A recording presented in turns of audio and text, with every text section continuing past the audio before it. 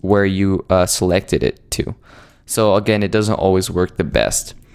And then you've got pattern stamp tool. The pattern stamp tool is a little bit different. It just creates a pattern when you've selected it. So press Command J, you would double click and you would go into pattern overlay. And you would have to do something with that. I'm not gonna go over that right now because it takes some skill, like advanced users. And then you got the history brush tool. Pretty much you can just click and drag. It's like the eraser, and it erases. If you click this 3 boxes with the arrow, it's the history panel, and you click in with the 2 arrows, you can make it bigger to see your whole options. And this brings up a list of what you've done in Photoshop. And it starts up from the beginning of what you've done. You first opened it, then we use the brush tool, the red eye removal tool. Then we use the color replacement tool, then etc. And it will bring it up. And then you can go back in time and click one of those to where you left off if you messed up, or go back in future time. And you can also delete them. It says delete state history brush, and that's what I've selected. So if you click yes, it's going to delete it. You can also check. You can't like select multiple, so you can't delete all of them. You would actually just have to go to the first one, which is the original image. So that is how it works. It basically, you just erase it and goes back in time. This is the eraser tool. If you click and erase, this will erase whatever you've done in Photoshop. Pretty straightforward. You got the background eraser tool. If you go close to, say, the background, say his hair, this will remove the background. If I can do it. Okay, there we go. Make sure that there is no copy, or else it's just gonna overlap the background layer. So just make sure that there's only one layer that is background, and then you can click and drag on the outside, and Photoshop will do its best to go over. So you don't want to go this close because then it's going to remove his hair on his head. So you want to go, you can also decrease the softness again by right clicking. You can see my hardness is at 100%. I would go to 20 or 10%. And you can just go like this and it will go over. You can slightly go over the hair because the softness is at 9%.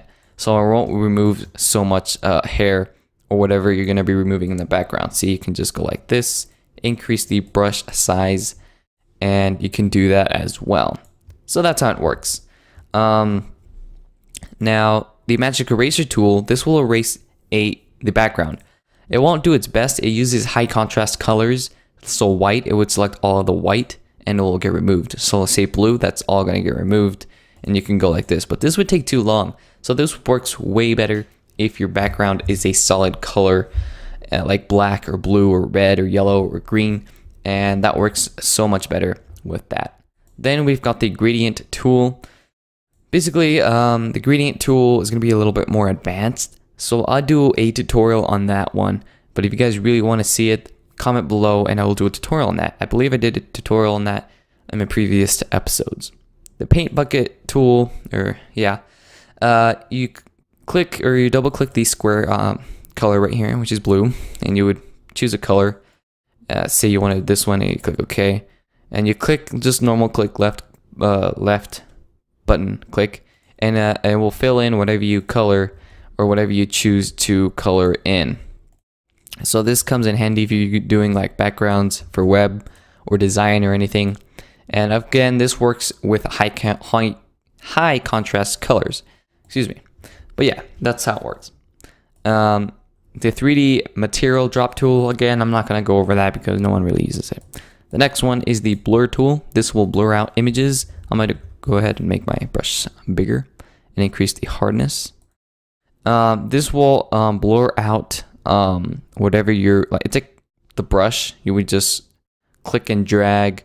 That's like using the brush tool. You would click and drag, and this will blur out the image. The more you go over it, basically it's like you're layering the image over and over again, so it will make it even more blurry. See? The sharpen tool, this will sharpen up the image, so this will even make it better high quality. But if you go way over, you can see that it's starting to look really horrible. The hue is starting to come up. The smudge tool, this basically will make a smudge in the image just like that. So let's go ahead back to our normal image. We've got the dodge tool. I did a tutorial on that my previous tutorial. If you guys haven't seen it, if you're new to my channel, I would really suggest you guys subscribe because I do tutorials like this. The dodge tool, basically the dodge tool makes images brighter and it makes it more, it adds more contrast basically. You got the burn tool. This basically makes it darker. If you're gonna go for a tan, you could use this if you want to. So yeah, and then you got the sponge tool. The sponge tool basically kind of decreases. It's like I look like the person looks like a zombie. By the way, this is not me. So this basically is the sponge tool. It removes the color, the saturation of the image. So yeah. And this is basically it. This is all I've got for you guys. So if you guys want to go ahead and leave a like in the ratings below, that will be much appreciated. And subscribe if you guys are new and leave a like to show some appreciation. Comment below if this helped you in any way. And I'll see you guys in my next video. Peace.